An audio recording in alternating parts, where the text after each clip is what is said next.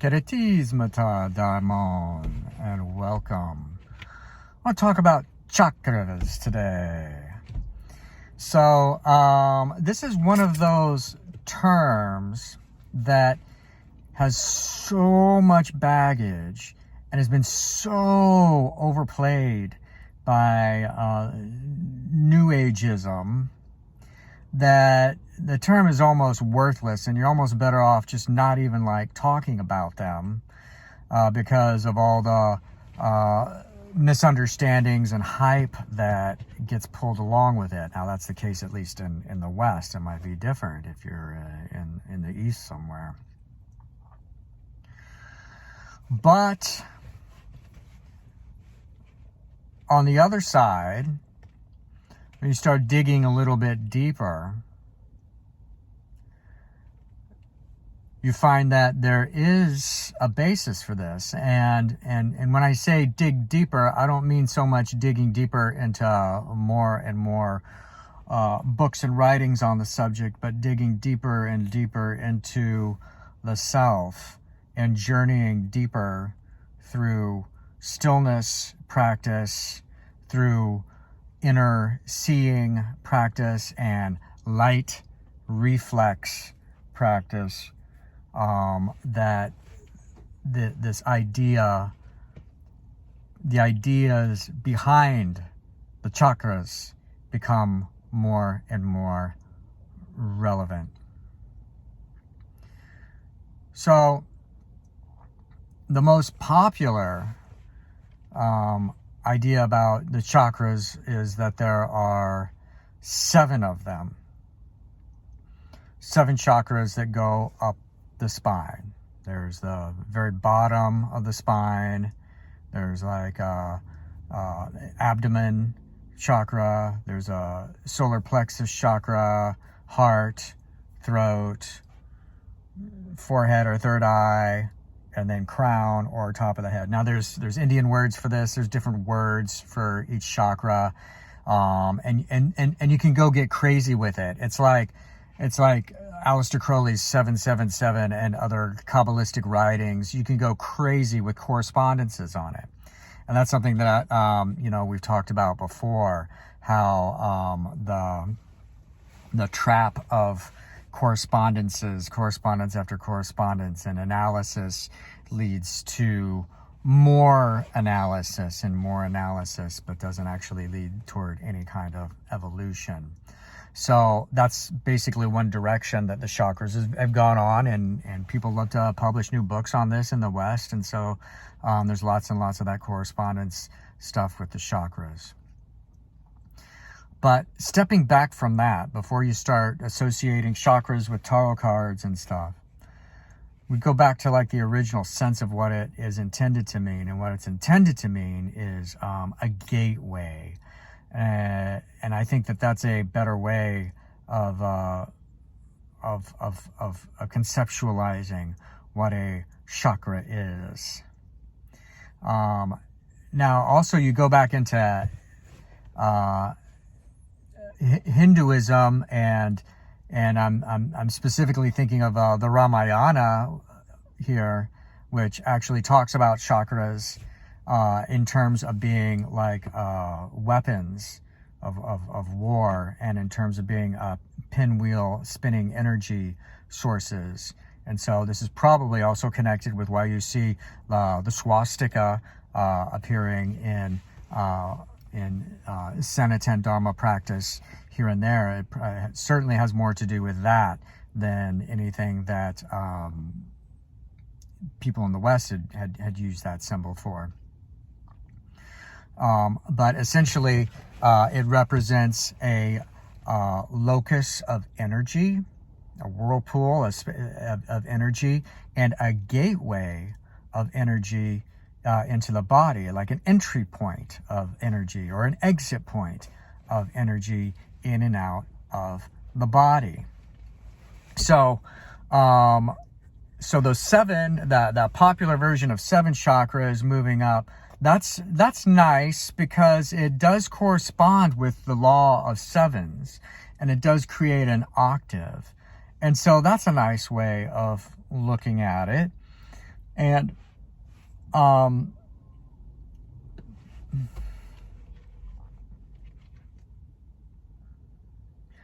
it also, that ascending and descending octave thing gives you a nice basis for understanding the idea of there being an ascending current and a descending current that moves through the body, through the spine, up and down.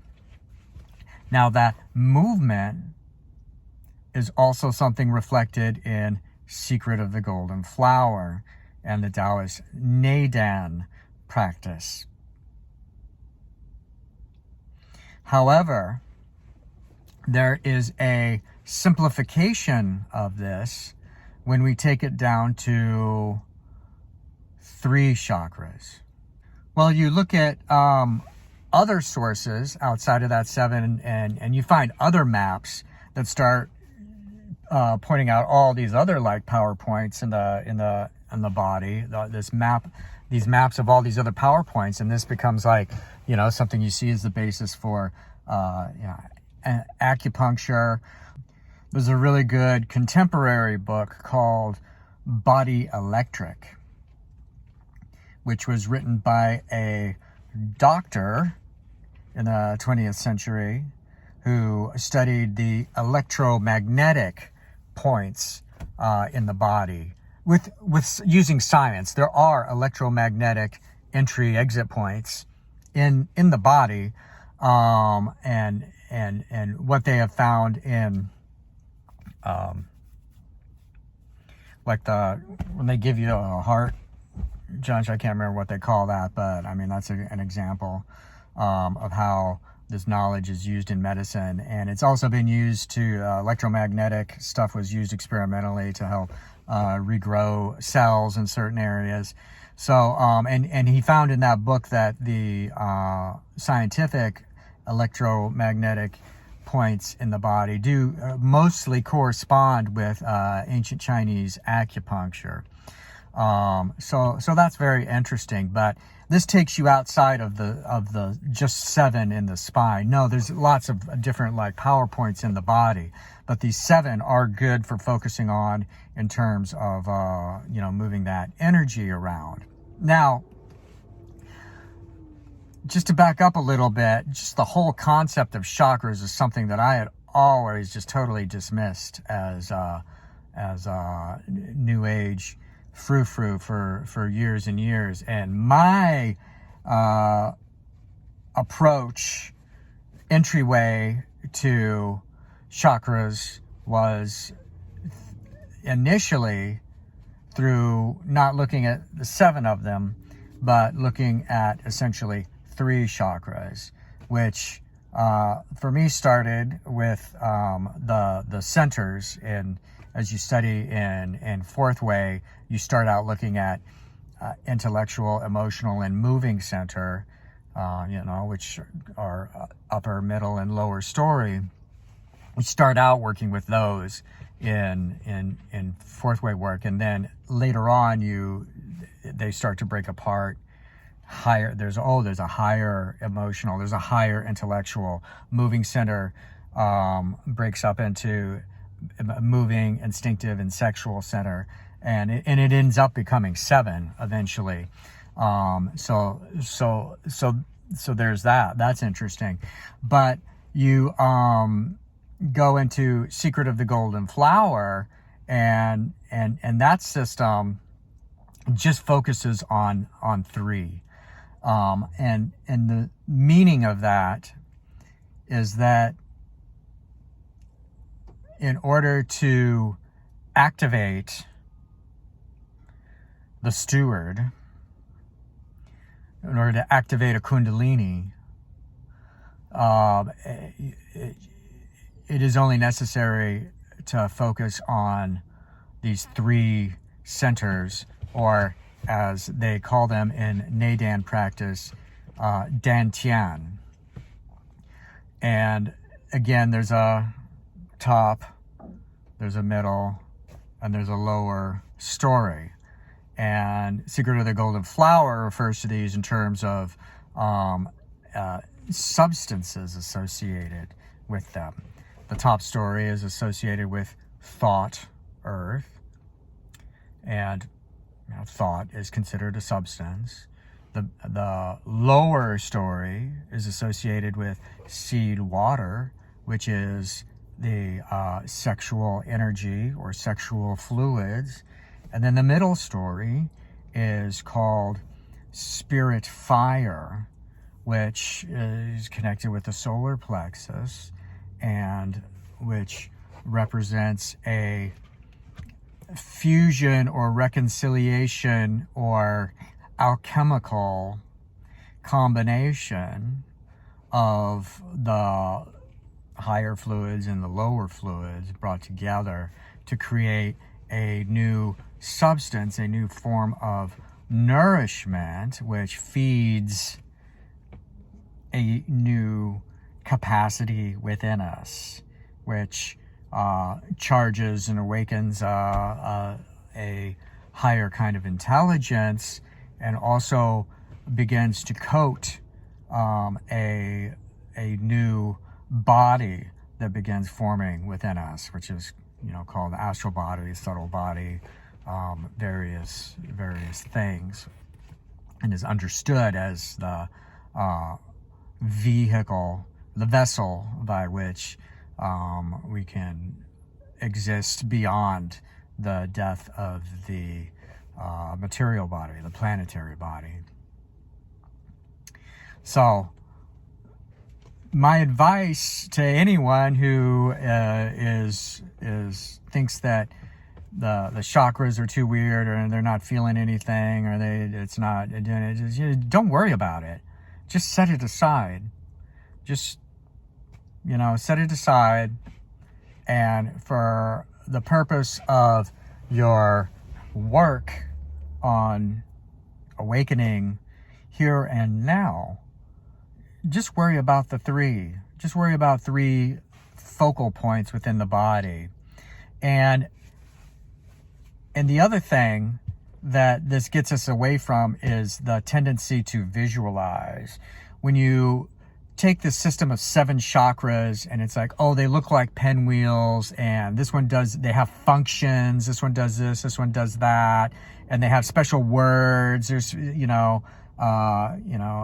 Indian word, ancient Sanskrit words for them, or there's hand gestures for each one.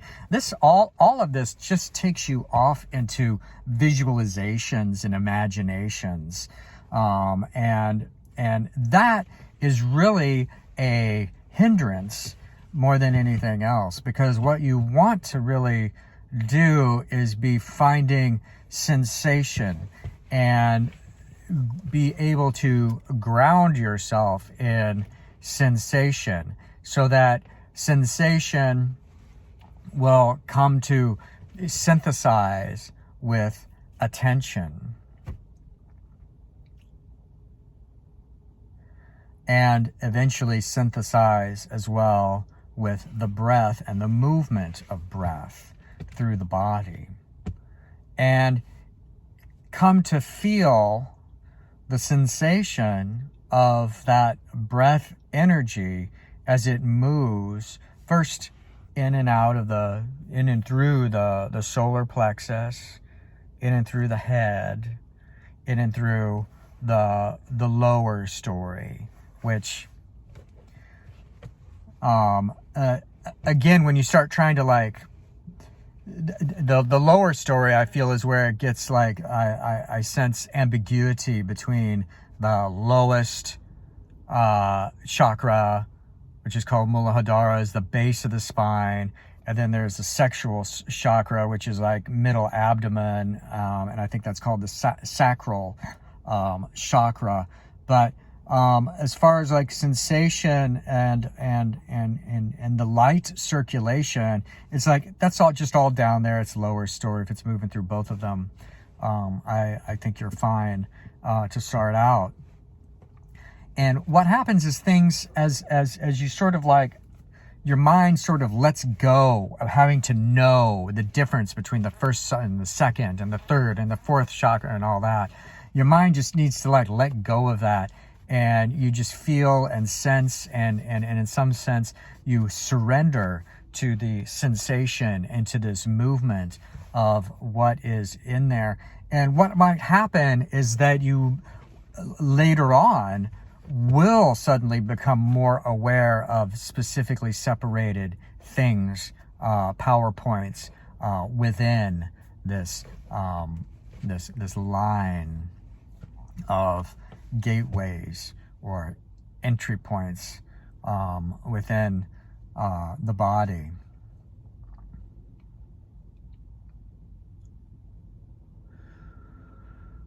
There's a passage in Secret of the Golden Flower where it exhibits knowledge of 7 chakras.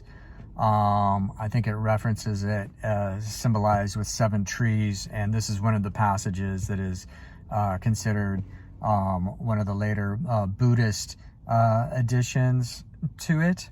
So they do, and so it does talk about it in terms of moving up and down. And this is like towards the end of Secret of the Golden Flower as well, which again is an indication that the movement into 7 is really something that's like later on in it. Initially, you really just start out with 3 or even just 1 chakra. And if you start out with just 1, and really I started out with 1 and still am kind of just focused on that, you know, nothing ever fully ends. It's just really focusing on the solar plexus. And I think that part of the reason why it can be powerful to focus just on the solar plexus is because our energy is already, or our attention is already, for the most part, way too centered up in the head area. And this is because of the tendency of the mind to consider itself in control of the ship, and how we waste so much time overthinking, over-intellectualizing, daydreaming, imagining, ruminating. All of that is just, you know, the thinking center, the head brain, just going, running wild with stuff. So there's already a lot of attention kind of stuck up in there. And then the same with the lower story, the genital fixation and sexual fixations create all kinds of like messed up energy down there.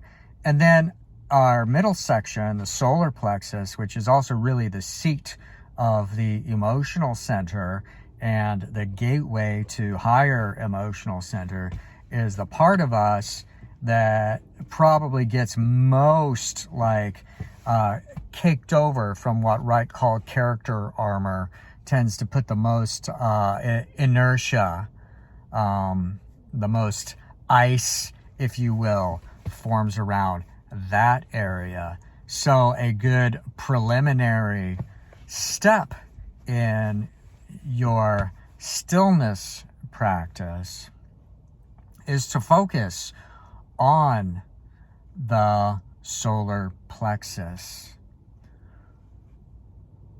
to focus on attention and feeling in the solar plexus region and the breath moving in and out of the solar plexus. And you find that, you know, the breath isn't created or led by the lungs. It just moves. It's just moving through the mouth, nose, mouth, and lungs. It just moves through them, and it's being pulled by the diaphragm, which is more part of that complex around the solar plexus.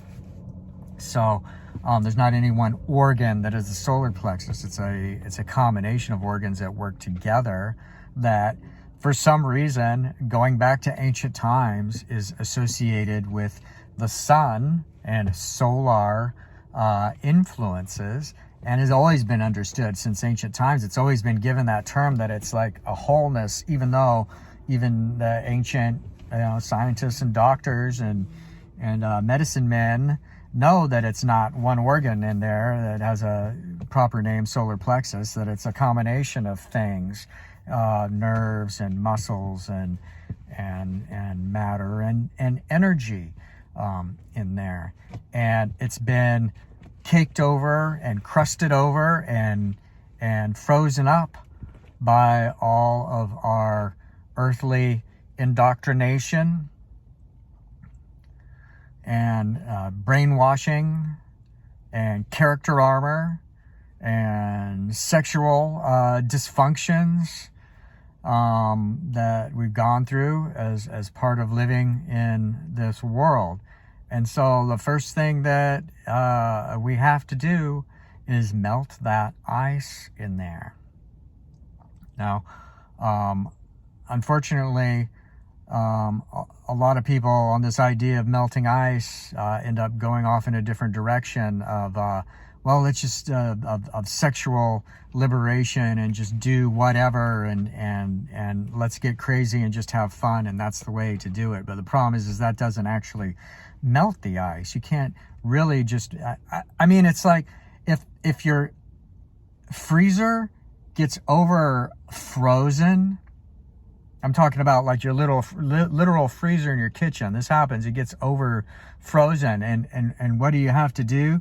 Well, you have to like defrost it. You have to thaw it out. You have to stop, open the door and stop its functioning and unplug it and let it melt. You don't just say, oh, well, I'm going to defrost my freezer. I'm going to do all kinds of crazy shit with I'm going to put more food in it and I'm going to think about it a lot, and that's going to defrost my freezer. No, because that doesn't work, because it's a material object that exists in the material universe, and it's subject to law of heat and cold and density.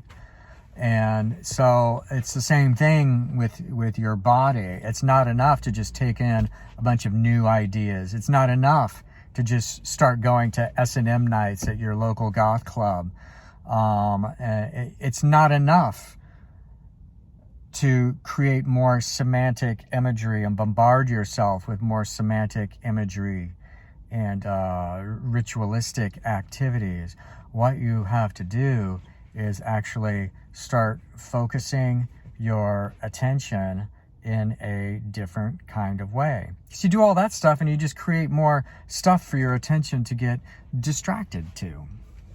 So this is why my recommendation is that if one wants to create real and lasting and substantial change in one's life, one must adopt a stillness practice that works to synthesize attention, sensation, and breath within the body, moving through these gateways in the body,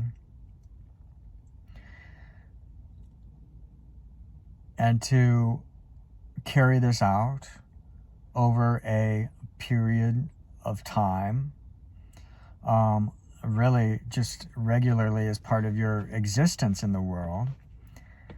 It seems like a lot at first, but you have to realize this is what everyone used to do. And we only got lost. We only got distracted from it. So stay true, find stillness, and keep the dark fire burning.